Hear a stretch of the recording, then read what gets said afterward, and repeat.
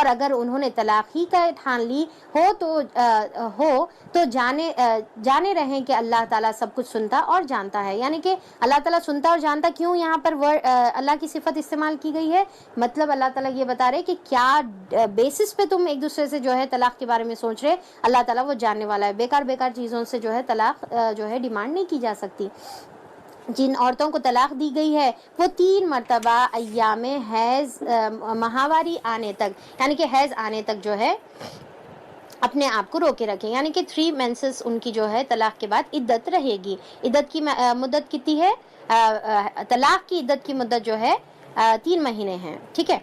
اور پھر جو ہے اور ان کے لیے یہ جائز نہیں ہے کہ اللہ نے ان کے رحم میں جو کچھ خلق فرمایا ہے اسے چھپائیں. یعنی کہ عدت کس وجہ سے ہے؟ تاکہ اگر پریگننسی ہے تو معلوم ہو جائے اور عورت نہیں چھپانا چاہیے. انہیں ہرگز ایسا نہ کرنا چاہیے. اگر وہ اللہ اور روز آخرت پر ایمان رکھتی ہیں، ان کے شوہر تعلقات درست کر لینے پر آمادہ ہو تو وہ اس عدت کے دوران میں انہیں پھر اپنی زوجیت میں واپس لینے کا حق رکھتے ہیں. یعنی کہ اب جو ہے اگر شوہر اور بیوی اگر شوہر طلاق دینے کے بعد اگر عدت کے ٹائم پہ پھر سے جو ہے رجوع کرنے یعنی کہ پھر سے رجوع کرنے کا ارادہ کرے تو عدت کے دوران کرنے کی اجازت ہے.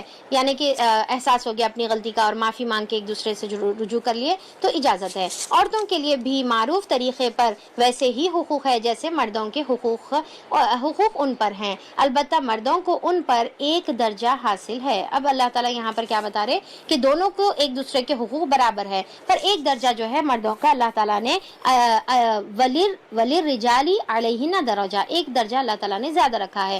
اب دیکھیے کہ اب یہاں پر بہت سارے عورتیں جو ہے یہ سوچتے کہ اللہ تعالیٰ کیوں درجہ زیادہ رکھے. اب سوچنے کی بات ہے، کامن سینس کی بات ہے کہ ایک گاڑی کو جو ہے 2 ڈرائیورز نہیں چلا سکتے، ایک اسکول کو 2 پرنسپل نہیں وہ کر سکتے. پھر ایک گھر میں بھی کوئی ایک لیڈر ہونا ضروری ہے نا. دو لوگ ایک ساتھ جو ہے نہیں چلا سکتے، پھر جو ہے وہاں پر اختلاف ہو جائے گا. تو کہیں نہ کہیں ایک کو تو امیر بنانا ہے، ایک کو تو لیڈر بنانا ہے تاکہ جو ہے نظام اسموتھلی چلے. اور پھر ڈیفینیٹلی جو ہے اللہ تعالیٰ ساتھ میں وہ بھی بتا دیے کہ اب لیڈر کی ذمہ داری کہ سب کو مل کے سب کے مشورے سے جو ہے کام کرے. تو اس بنا پر جو ہے جو ایک کا جو اللہ تعالیٰ نے رکھا ہے کہ ایک کو کسی کو لیڈر بنانا ہے تو وہ اللہ تعالیٰ نے اس کی کچھ صفات کی وجہ سے اس کو لیڈر بنایا. اب یہاں پر اس پر عورتوں کو بہت زیادہ خوش ہونا چاہیے. خوش کس لیے ہونا چاہیے کہ اللہ تعالیٰ نے آدمیوں پر ایک ایکسٹرا ذمہ داری رکھ دی، ہم کو تو ذمہ داری سے بری کر دیا. اگر ایک آفس میں جو ہے اگر کسی کو ایکسٹرا ورک لوڈ دیا جا رہا تو وہ انسان خوش ہوتا یا پھر جو ہے مایوس ہو جاتا، اور دوسرے انسان دیکھ کے اس پہ جو ہے رش کرتے یا شکر ادا کرتے کہ ارے تمہارے کو اتنا زیادہ ورک لوڈ دے رہے، ہمارے کو نہیں دے رہے دیکھو، بلکہ جا کے مینیجر سے لڑتے. الٹا یہ بولتے اللہ کا شکر ہے اس کو دے رہے، پورا کام اس سے کرا رہے، میرے کو تو اللہ تعالیٰ میرے کو تو جو ہے مینیجر زیادہ کام نہیں دیا بلکہ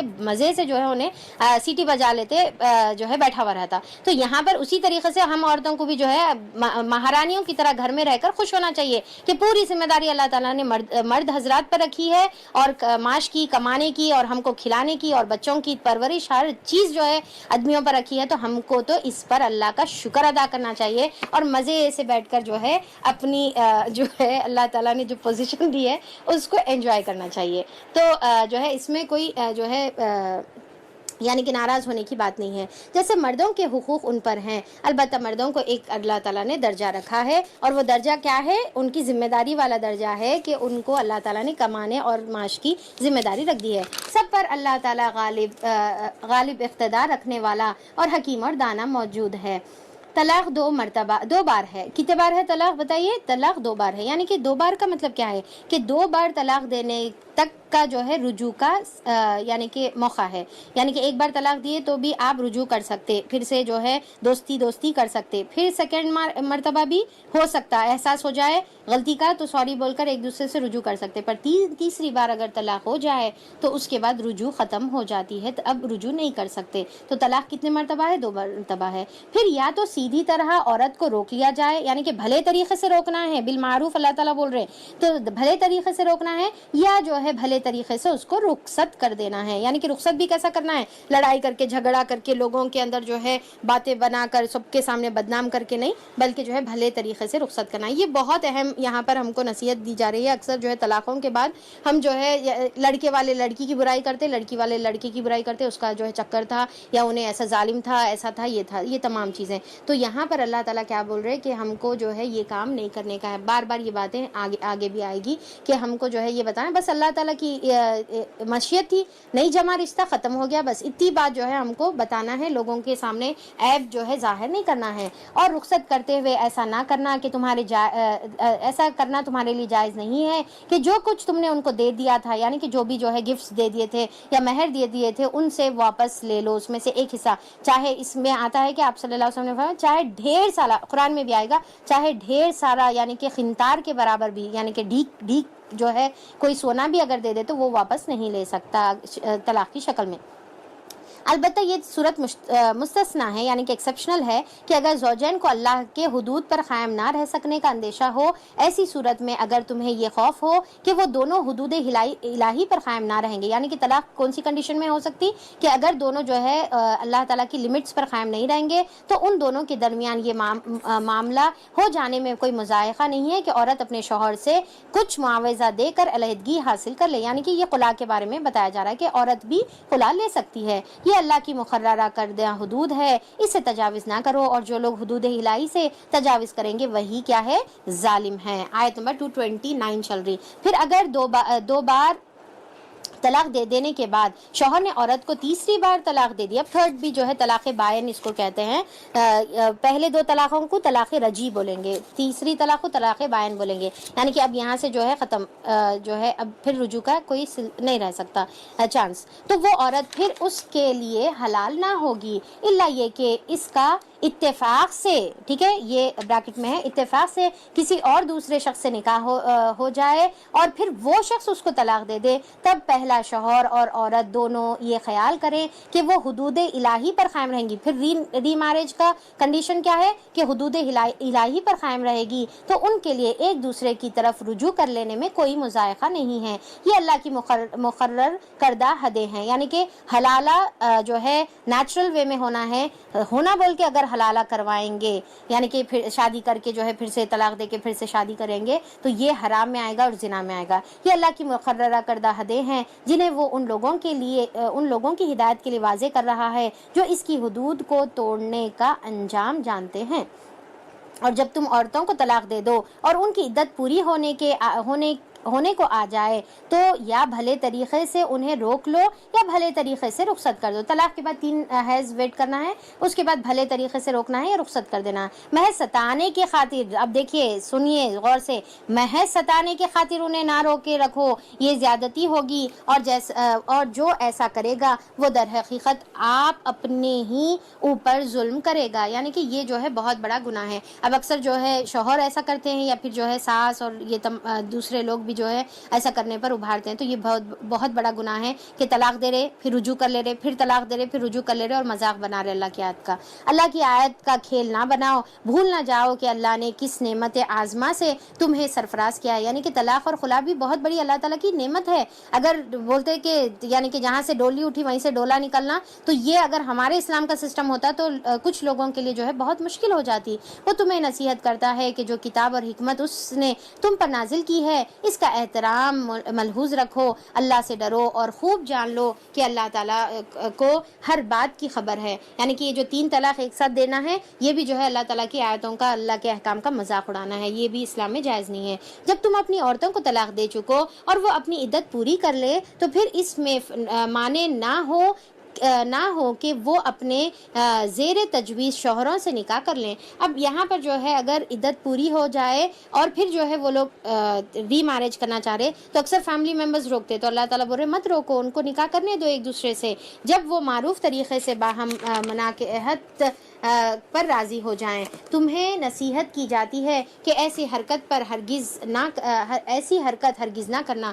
یعنی کہ سیکنڈ میرج کو مشکل نہ بنانا, چاہے وہ سیم شوہر سے شادی کرو یا پھر کسی اور سے اگر لڑکی شادی کرنا چاہ رہی تو اس کی سیکنڈ شادی کو آسان کرنا ہے. اور روز آخر پر ایمان لانے والے ہو, تمہارے لیے شائستہ اور پاکیزہ طریقہ یہی ہے کہ اس سے باز رہو، اللہ جانتا ہے اور تم نہیں جانتے۔ جو باپ چاہتے ہوں کہ ان کی اولاد پوری مدت رضاعت تک دودھ پیے تو مائیں اپنے بچوں کو کامل 2 سال تک دودھ پلائے۔ کتنی ہے دودھ کی مدت؟ 2 سال تک دودھ پلانا ہے، اس سے زیادہ جو ہے کا حکم قرآن میں نہیں ہے۔ اس صورت میں بچے کے باپ کو معروف طریقے سے انہیں کھانا کپڑا دینا ہوگا، یعنی کہ اگر طلاق ہو گئی تو بیوی اگر اب اس کے بچے کو دودھ پلا رہی تو بیوی کو جو ہے کھانا نفقہ سب جو ہے فراہم کرنا پڑے گا، مگر کسی پر اس کی وسعت سے بڑھ کر بوجھ نہ ڈالا جائے، نہ تو ماں کو اس وجہ سے تکلیف میں ڈالا جائے کہ بچہ اس کا ہے، اور نہ باپ کو اس وجہ سے تنگ کیا جائے کہ بچہ اس کا ہے۔ بات کی جو ہے دھمکی دے رہے کہ بچے کو لے لے تم، میں بچے کو تم سے دور کر دیتا ہوں، تو یہ ایسا نہیں کرنا ہے۔ دودھ پلانے والی کا یہ حق جیسا بچے کے باپ پر ہے ویسا ہی اس کے وارث پر بھی ہے، لیکن اگر فریقین باہمی رضامندی اور مشورے کے ساتھ دودھ چھڑانا چاہے تو ایسا کرنے میں کوئی مضائقہ نہیں ہے، اور اگر تمہارا خیال اپنی اولاد کو کسی غیر عورت سے دودھ پلانے کا ہے، یعنی کہ کسی جو ہے دایا سے دودھ پلانے کا ہے، تو اس میں بھی کوئی حرج نہیں ہے، یہ اسلام میں جائز ہے۔ آپ صلی اللہ علیہ وسلم نے بھی دایا کا دودھ پیا تھا، بشرط یہ کہ اس کا جو کچھ مواعظہ طے کر دیا جائے وہ معروف طریقے سے ادا کر دو۔ اللہ سے ڈرو اور جان رکھو کہ جو کچھ تم کرتے ہو وہ سب اللہ کی نظر میں ہے۔ تو اب یہاں پر جو ہے ماں کو چاہیے ایکچولی دودھ پلائے، اگر نہیں پلا سکتے تو کسی اور سے پلا سکتے ہیں، کیونکہ دودھ پینا جو ہے بچے کا بیسک رائٹ ہے، یعنی کہ اس کی جو ہے نیسیسٹی ہے، اس سے اس کو جو ہے محروم نہیں کرنا چاہیے۔ ایک حدیث میں بھی آتا ہے کہ آپ صلی اللہ علیہ وسلم نے فرمایا کہ 2 فرشتے میرے پاس آئے اور مجھے دشوار گھاٹی جو ہے پہاڑی پر لے گئے، یعنی کہ آپ صلی اللہ علیہ وسلم نے یہ خواب کی وحی کی شکل میں جو ہے یہ دیکھا، اور آپ صلی اللہ علیہ وسلم نے وہاں پر دیکھا کہ کچھ عورتوں کو جو ہے سانپ جو ہے ان کے بریسٹ پر جو ہے یعنی کہ ڈنک مار رہے تھے، تو آپ صلی اللہ علیہ وسلم نے پوچھا کہ یہ ان عورتوں کا کیا معاملہ ہے، کیوں اس طریقے سے ان کے اوپر عذاب ہو رہا؟ تو اینجلز بولے، فرشتے بولے کہ یہ وہ عورتیں ہیں جو اپنے بچوں کو جو ہے دودھ سے محروم رہتی تھی۔ تو آج بھی جو ہے یعنی کہ فگر کی وجہ سے یا لیزینس کی وجہ سے یا پھر جو ہے کام مصروفیت کی وجہ سے جو ہے بچوں کو میکزیمم کوشش کریں اپنی حد درجے کہ جو ہے اپنا ہی دودھ پلائیں یا کسی اور کا انتظام کرے۔ تم میں سے جو لوگ مر جائیں تو ان کے پیچھے اگر ان کی بیویاں زندہ ہو تو وہ اپنے آپ کو 4 مہینے 10 دن روکے رکھیں۔ یہاں پر اب بیوہ کی عدت کتنی ہے؟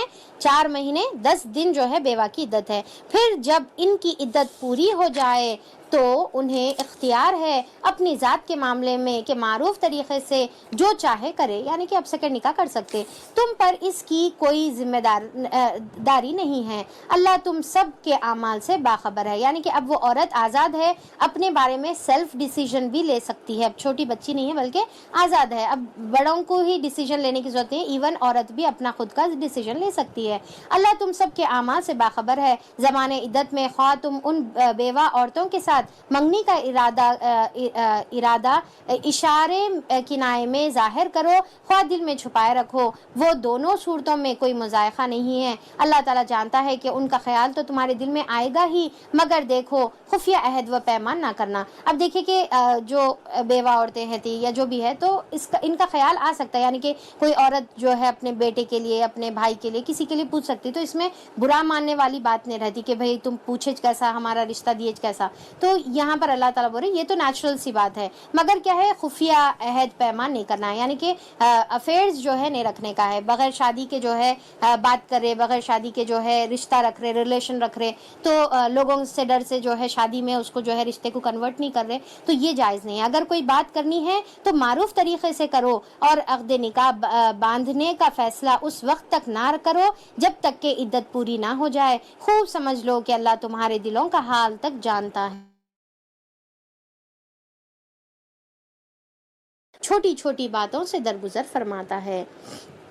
اللہ تعالیٰ ہم سے بھی درگزر فرمائے۔ پھر اللہ تعالیٰ جو ہے آیت نمبر 236 میں اللہ تعالیٰ فرماتے ہیں تم پر کچھ گناہ نہیں ہے اگر اپنی بیوی کو طلاق دے دو قبل اس کے کہ ان کو ہاتھ لگاؤ، یعنی کہ بعض کیسز میں ایسا ہو سکتا کہ ہاتھ لگانے سے پہلے بھی جو ہے نکاح کے بعد طلاق کی نوبت آ سکتی ہے۔ اگر ایسی نوبت آئے، لگانے کی نوبت طلاق دے دو اس کے قبل کے ہاتھ لگانے کی نوبت آئے، اور پھر یا مہر مقرر ہو تو اس صورت میں انہیں کچھ نہ کچھ دینا ضروری ہے، یعنی کہ نہ ہاتھ لگائے نہ مہر مقرر ہوا تو کیا کرنا ہے، اپنی طرف سے کچھ گفٹ دے سکتے تو دے دو بول کے اللہ تعالیٰ بول رہے ہیں۔ خوشحال آدمی اپنی مقدرت کے مطابق اور غریب آدمی اپنی جو ہے استطاعت کے مطابق جو ہے بھلے طریقے سے دے دے، یہ حق ہے نیک آدمیوں پر، یعنی کہ اگر تم نیک آدمی ہے تو پھر یہ کام تم کو کرنا ہے۔ اگر تم نے ہاتھ لگانے سے پہلے طلاق دی لیکن مہر مقرر ہو گیا تھا، اب یہ سیکنڈ کیس ہے، ہاتھ نہیں لگائے پر مہر مقرر ہو گیا تھا، تو اب اس میں کیا کرنا ہے، ایسی صورت میں آدھا مہر دینا ہے، اور تیسری صورت کے ہاتھ بھی لگا دو اور مہر بھی مقرر ہو جائے تو پوری کی پوری جو ہے مہر دینا ہے اور مہر واپس نہیں لے سکتے۔ یہ اور بات ہے کہ جو عورت نرمی برتے اور مہر نہ لے، یا وہ مرد جس کا اختیار میں عقد نکاح ہے نرمی سے کام لے اور پورے کا پورا مہر دے دے، تو تم یعنی مرد نرمی سے کام لو تو یہ تقویٰ سے زیادہ مناسب ہے۔ عورت اگر چاہے تو معاف بھی کر سکتی، آدمی چاہے تو پورا بھی دے سکتا ہے، یعنی کہ اگر طلاق دے دیے تو ہاتھ لگانے سے پہلے۔ آپس کے معاملات میں فیاضی سے کام لو، تمہارے اعمال کو اللہ تعالیٰ دیکھ رہا ہے، اپنی نمازوں کی نگہداشت کرو۔ اب یہاں پر دیکھیں آئلی قانون طلاق اور یہ تمام خلا کے درمیان جو اللہ تعالیٰ نماز کا ذکر کر رہے، کیوں نماز کا ذکر کر رہے، اللہ تعالیٰ بتا رہے کہ آپس کے جھگڑوں میں اپنے تمہارے جو ہے کانفلکٹس میں نماز کو مت بھولو۔ اکثر کیا ہوتا ہے، بحث اور مباحثوں میں لڑائی جھگڑے میں بیٹھ گئے تو پھر جو ہے پوری نمازیں ضائع ہو جاتی ہیں، اور پھر ہم اسی میں جو ہے لڑتے جھگڑتے بیٹھتے ہیں اور سمجھتے ہیں کہ ہمارا مسئلہ سالو ہوگا، جبکہ جو اللہ تعالیٰ سالو کرنے والا ہے اسی کو ہم جو ہے بھول جاتے ہیں اور ہم سمجھتے ہیں کہ لڑائی جھگڑے سے سالو ہوگا، بلکہ کیا کرنا ہے، وَاسْتَعِينُوا بِالصَّبْرِ وَالصَّلَاةِ، جو اللہ تعالیٰ بولے کہ نماز اور صبر سے مدد لینا ہے تو فوری نماز کی طرف رخ کرنا ہے۔ تو اللہ تعالیٰ یہاں پر دو چیزیں بتا رہے، ایک تو جھگڑوں میں نماز کو مت بھولو، اور دوسرا جھگڑوں کے ٹائم پہ نماز کی طرف زیادہ جاؤ تاکہ تمہارے مسئلے سالو ہو جائیں۔ اپنی نمازوں کی نگہداشت رکھو، خصوصاً ایسی نماز کی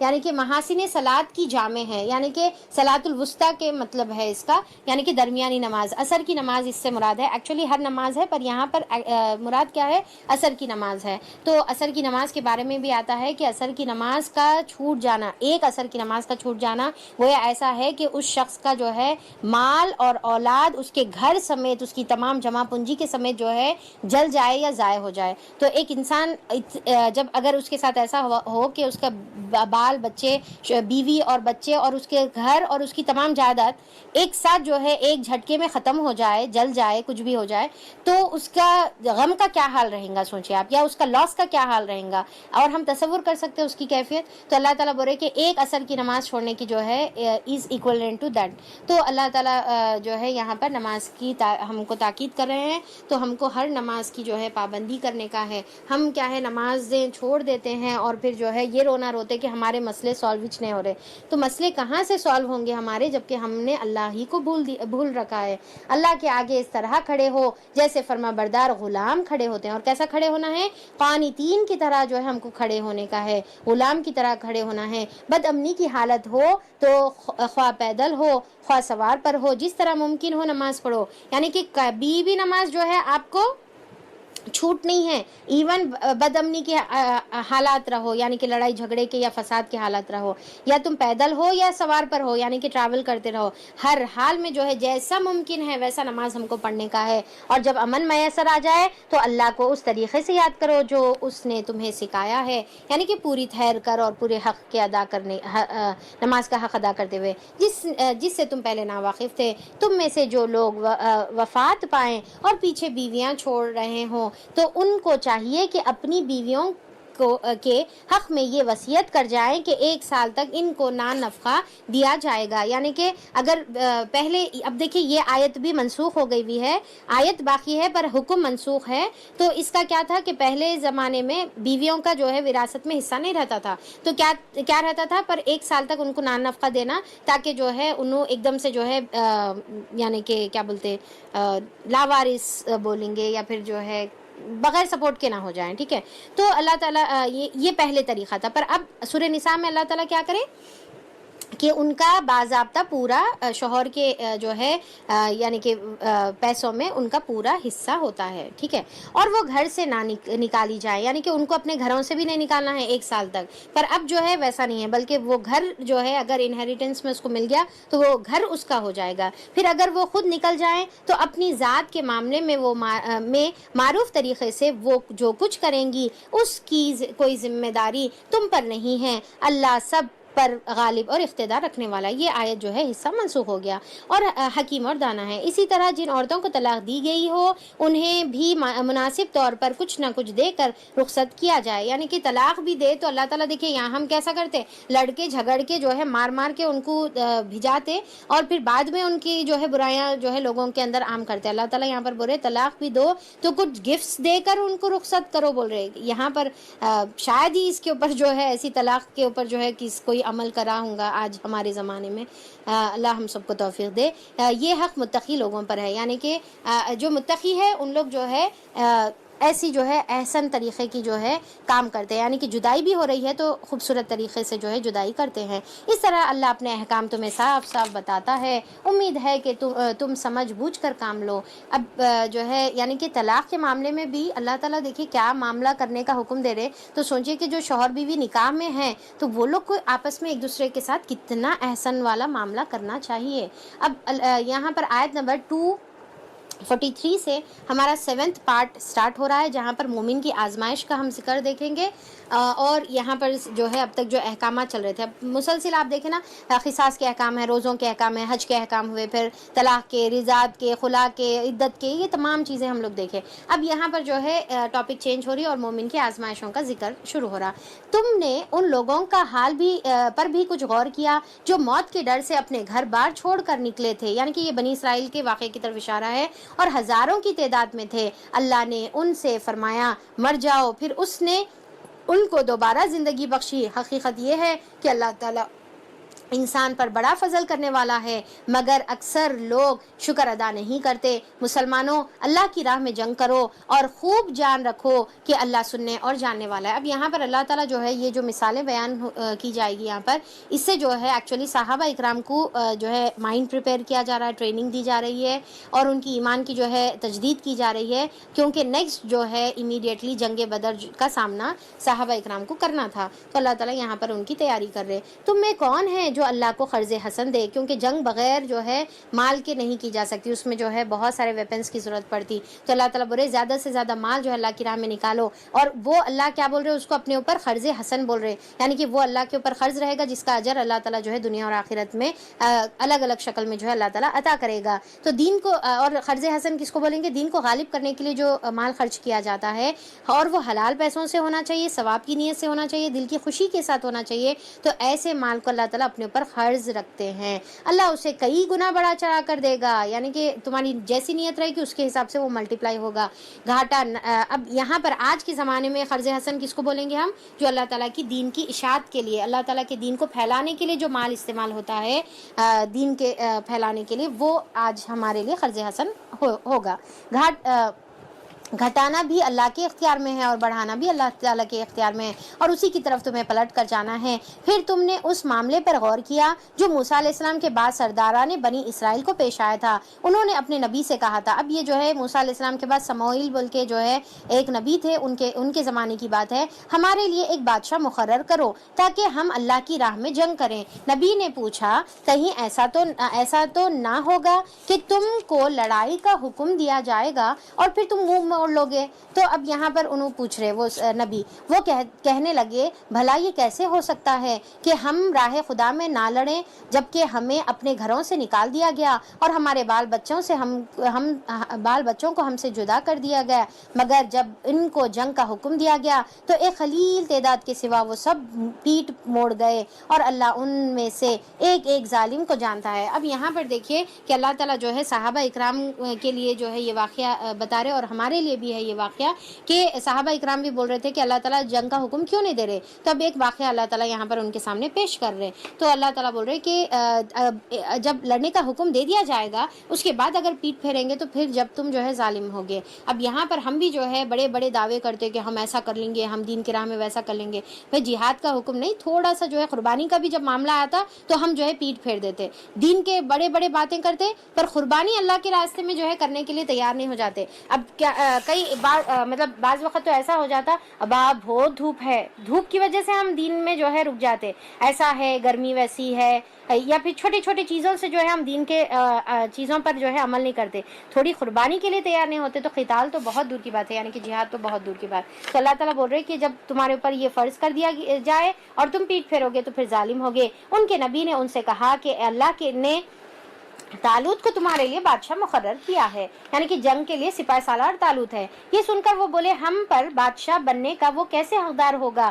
اس کے مقابلے میں بادشاہی کے ہم زیادہ مستحق ہے. تو اب اللہ تعالیٰ یہاں پر جو ہے طالوت کو بنائے. طالوت ایکچولی جو ہے غریب تھے, تو یہ جو بڑے سردار ہیں ان کی جو ہے سرداری کا گھمنڈ اتنا تھا کہ انہوں بولے کہ ہم زیادہ مستحق تھے. تو ایسے الفاظ استعمال کرنا جو ہے اسلام میں بہت ناپسندیدہ ہے. منصب کی خواہش کرنا اسلام میں پسندیدہ عمل نہیں ہے, یعنی کہ میں یہ کر سکتی ہوں, میں اس کی جو ہے زیادہ یعنی کہ ڈیزرو کرتی ہوں, میں یہ سیٹ, یہ پوزیشن اور یہ جو ہے عہدہ, یا پھر میرے کو بولنا چاہیے تھا, میرے کو پوچھنا چاہیے تھا. تو یہ منصب کی خواہش اسلام میں پسندیدہ نہیں ہے. بلکہ اگر منصب آپ کو دے دیا جائے, آپ کی صلاحیتوں کی بنا پہ اگر منصب مل جائے آپ کو, تو اس کے اوپر جو ہے ہم کو اس کا حق ادا کرنے کی کوشش کریں اور اس کے اوپر پورا ثابت قدم رہنے کے لیے اللہ تعالیٰ سے انفیکٹ دعا کریں. بلکہ یہ نہیں کہ ہم زیادہ جو ہے اس کے قابل تھے. تو وہ تو کوئی بڑا مالدار آدمی نہیں ہے, یعنی کہ ان کے نزدیک کیا تھا کہ لیڈر کون بن سکتا جو مالدار ہے. نبی نے جواب دیا اللہ نے تمہارے مقابلے میں اسی کو منتخب کیا ہے اور اس کو دماغی جسمانی دونوں قسم کی اہلیت فراہم کی ہے. یعنی کہ اہلیت کیا دیکھی گئی, دماغی یعنی کہ علم کی اہلیت دیکھی گئی. عربک میں الفاظ ہے فی العلم والجسم, یعنی کہ علم جو ہے ایکچولی انسان کا دیکھا جا سکتا ہے اس کی لیڈر کوالٹی کے لیے, اور جسمانی قوت دونوں بھی عطا فرمائی ہیں. اور اللہ تعالیٰ کو اختیار ہے کہ وہ اپنا ملک جسے چاہے دے دے. اللہ بڑا وسعت رکھتا ہے اور سب کچھ اس کے علم میں ہے. اس کے ساتھ ان کے نبی نے ان کو یہ بھی بتایا کہ خدا کی طرف سے اس کی بادشاہی مقرر ہونے کی علامت یہ ہے کہ اس کے عہد میں وہ صندوق تمہیں واپس مل جائے گا جس میں تمہارے رب کی طرف سے تمہارے لیے سکون قلب کا سامان ہے. اس کو جو ہے یہ آیت کو آیت نمبر 248 کو آیت سکینہ بھی کہتے ہیں. ٹھیک ہے, قرآن کے اندر ٹوٹل 6 مقامات پر آیت سکینہ ہے.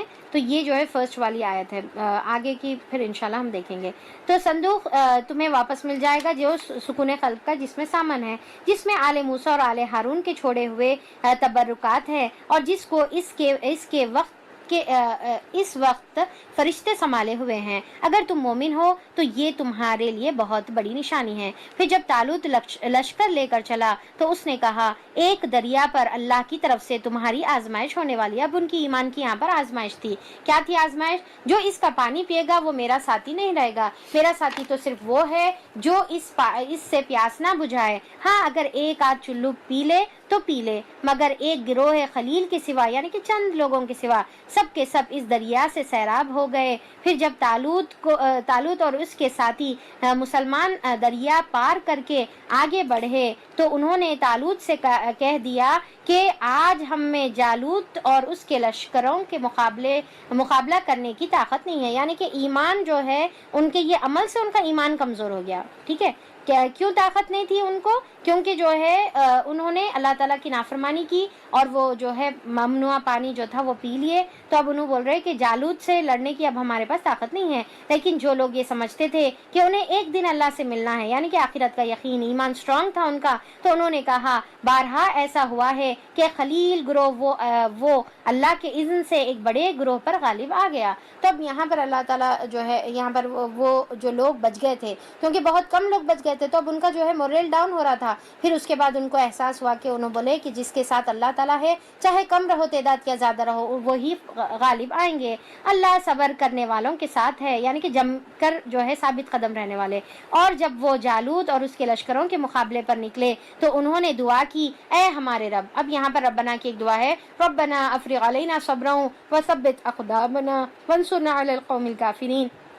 اے ہمارے رب, ہم پر صبر کا فیضان کر, ہمارے قدم جما دے اور اس کافر گروہ پر ہمیں فتح نصیب فرما. تو یہ ان کی جو ہے دعا تھی کہ ہمارے پر صبر. ہم بھی بہت دعا کریں, دیکھیں ہم کو صبر کی بہت ضرورت ہے, خاص طور پہ عورتوں کے اوپر جو ہے صبر کا اللہ تعالیٰ فیضان اڈیلنے کی ضرورت ہے, کیونکہ ہم بڑے بے صبرے ہوتے ہیں, کوئی چیز میں جو ہے ہمارے کو صبر نہیں رہتا. تو اللہ تعالیٰ سے جو ہے اس کی جو ہے کثرت سے ہم بھی دعا کرتے رہیں. اور پھر جو ہے وانصرنا علی القوم الکافرین, کافروں کے مقابلے میں ہماری مدد فرما, یہ NRC یہ تمام چیزوں کے مقابلے میں. آخرکار اللہ تعالیٰ کے اذن سے انہوں نے کافروں کو مار بھگایا, یعنی کہ اب دیکھیے قلیل تعداد تھی پر پھر بھی وہ مار بھگائے. سیم اسی طریقے سے بدر میں ہم دیکھتے ہیں 313 صحابہ اکرام تھے, 1000 کے لشکر پر جو ہے بھاری ہوئے اور فتح نصیب ہوئی. پھر جنگ احد میں بھی جو ہے صرف 700 صحابہ تھے 3000 کے لشکر کے مقابلے میں. تو اللہ تعالیٰ یہاں پر جو ہے یہ بتا رہے طالوت کے لشکر کے بارے میں کہ انہوں نے کافروں کو مار بھگایا اور داؤد نے جالوت کو قتل کر دیا. اب یہاں پر داؤد علیہ السلام ایز اے ہیرو بن کر جو ہے ابھر کر آتے ہیں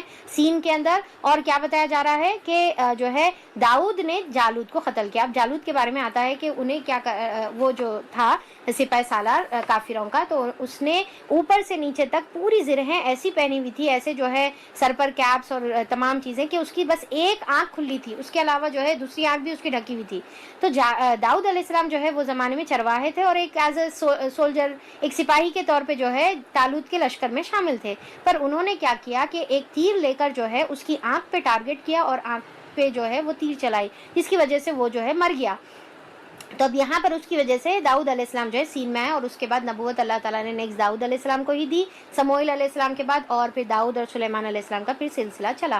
اور داؤد علیہ السلام کو جو ہے طالوت نے اپنی بیٹی کا نکاح داؤد علیہ السلام سے کیا, اور ان کو جو ہے بادشاہی, دنیا کی جو بادشاہی تھی وہ بھی ملی, اور اللہ تعالیٰ ان کو جو ہے بہت سارے نبوت اور معجزات سے بھی اللہ تعالیٰ نے نوازا. اور اللہ نے اسے سلطنت اور حکمت سے نوازا, جن جن چیزوں کا چاہا اس کو علم دیا.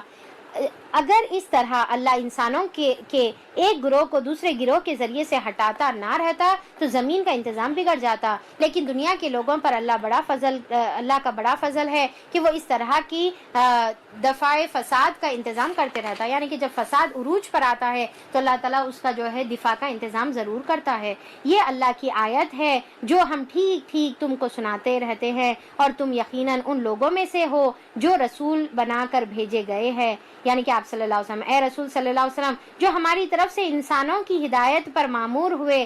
ہم نے ان کو ایک دوسرے سے بڑھ چڑھ کر مرتبہ عطا کیا ہے, یعنی کہ اللہ تعالیٰ تمام رسولوں کو ایک سے بڑھ کر ایک جو ہے فضیلت عطا کی ہے. ہر کسی کی الگ فضیلت ہے اور ہر کوئی اپنے آپ میں اسپیشل ہے. ان میں کوئی ایسا تھا جس سے خدا نے خود کلام کیا تھا, یعنی کہ آپ صلی اللہ علیہ وسلم کے ساتھ اللہ کلام کرے, موسیٰ علیہ السلام کے ساتھ اللہ کلام کرے. کسی کو اس نے دوسرے حیثیتوں سے بلند درجے عطا کیے تھے. آخر میں عیسیٰ علیہ السلام ابن مریم کو روشن نشانیاں عطا کی تھی اور روح پاک سے اس کی مدد کی تھی. اب دیکھیے کہ عیسیٰ علیہ السلام کو تو ایک الگ طریقے سے اللہ تعالیٰ پیدا بھی کرے اور پھر ایسے ایسے معجزات دیے کہ ایون جو ہے اللہ کے اذن سے انہوں مردوں کو بھی زندہ کر سکتے تھے, پر یہ معجزہ کسی اور کو نہیں دیا گیا. تب اس کا یہ مطلب نہیں ہے کہ عیسیٰ علیہ السلام کو جو ہے بہت زیادہ بلند ہو گئے, یا جو ہے موسیٰ علیہ السلام سے کلام کرے تو انہوں ہو گئے, یعنی کہ ہر کسی کو ایک اسپیشلٹی اللہ تعالیٰ دیے ہوئے ہیں اور ہر کوئی اپنے آپ میں اسپیشل ہے. ہم کو کسی کو جو ہے ایک دوسرے سے جو ہے کمپیئر نہیں کرنے کا ہے اور جو ہے ایک دوسرے سے جو ہے تفریق نہیں کرنے کا ہے. اللہ تعالیٰ نے فضیلت تو دی ہے پر ہم اس کے درمیان جو ہے تفریق نہیں کریں گے, یعنی کہ ایک کو زیادہ اور ایک کو کم نہیں بولیں گے. اللہ چاہتا تو ممکن نہ تھا کہ ان رسولوں کے بعد جو لوگ روشن نشانیاں دیکھ چکے تھے وہ آپس میں لڑتے, مگر اللہ کی مشیت یہ نہ تھی کہ وہ لوگوں کو جبرن اختلاف سے روکے, یعنی کہ اس میں اختلاف مت کرو, پر اللہ تعالیٰ جو ہے جبرن کسی کو اختلاف سے نہیں روکیں گے. انہوں نے باہم اختلاف کیا, پھر کوئی ایمان لایا اور کسی نے کفر اختیار کیا. ہاں اللہ چاہتا تو وہ ہرگز نہ لڑتے, مگر اللہ جو چاہتا ہے کرتا ہے. تو اب یہاں پر جو ہے کیا کرے ان لوگ آپس میں لڑے کہ یہود بولے کہ ہمارے موسیٰ علیہ السلام جو ہے بہت زیادہ فضیلت والے، عیسائی بولے کہ عیسیٰ علیہ السلام بہت فضیلت والے، تو یہ جو ہے اختلاف کرے انہوں. تو اللہ تعالیٰ بول رہے کہ نہیں، پوروں کو ہم مسلمان کیا مانتے ہیں کہ آپ صلی اللہ علیہ وسلم کو بھی اللہ تعالیٰ نے نبوت دی تھی اور تمام انبیاء کو بھی، اور تمام عزت کے مستحق ہیں، پر ہم فالو کی اس کو کریں گے اللہ تعالیٰ کے حکم کے مطابق ہی آخری نبی کو فالو کریں گے، ورنہ عزت اور محبت تو ہم تمام نبیوں سے کریں گے. تو یہاں پر جو ہے ہم اپن اینڈ کریں گے. ایک جو ہے اللہ تعالیٰ نے 1,24,000 کہ، اور کچھ روایتوں میں 1,14,000 اور کچھ روایتوں میں 1,40,000 کا بھی آتا ہے، تو بہرحال 24,000 ہم لیں گے. 1,24,000 انبیاء بھیجے، اس کے اندر جو ہے 314 رسول تھے. ٹھیک ہے، رسول یعنی کہ جس کو رسالت اور کتاب دی جاتی ہے. اب ہم نہیں جانتے وہ کون کون تھے. ٹھیک ہے، اور اس میں 5 جو ہے اولو العزم جو ہے رسول ہے، 5 کو اللہ تعالیٰ نے فضیلت دی ہے. اب یہ آپ لوگوں کا ہوم ورک ہے کہ آپ لوگ فائنڈ آؤٹ کریں کہ یہ 5 اولو العزم جو ہے رسول کون کون تھے. بہت سارے لوگوں کو معلوم بھی ہوگا، پھر بھی جو ہے ایک ہوم ورک چھوٹا سا آپ کے لیے اسائنمنٹ. تو چلیے یہاں پر ہم لوگ جو ہے آیت نمبر 253 پر ہم لوگ اینڈ کرتے ہیں، اور ہمارا جو ہے الحمدللہ دوسرا پارہ ختم ہو کر الحمدللہ ہمارا تیسرا پارہ شروع ہو گیا. اللہ کا شکر ہے. اللہ تعالیٰ جو ہے یہ تمام سمجھانے میں جو غلطی ہوئی ہے اللہ تعالیٰ بے شک وہ میری طرف سے ہے، میری کمی تھی اس کے اندر، اللہ تعالیٰ تو اس کو معاف فرما دے، اور اس کے اندر جو بہترین اور حق باتیں ہیں وہ اللہ کی طرف سے ہے، اور اللہ تعالیٰ وہ تمام اچھی باتوں پر ہم کو عمل کرنے کی توفیق عطا فرما دے. اور اللہ تعالیٰ سے دعا ہے کہ اس کے ذریعے سے ہماری مغفرت کر دے. اللہ تعالیٰ ہم جس طریقے سے یہاں پر جمع ہیں، اللہ تعالیٰ جنت میں بھی ہم کو جو ہے اسی طریقے سے جمع فرما دے، اور اللہ تعالیٰ ہم کو جو ہے دور دور تک یہ تعلیم کو، قرآن کے احکامات کو پہنچانے کی توفیق عطا فرما.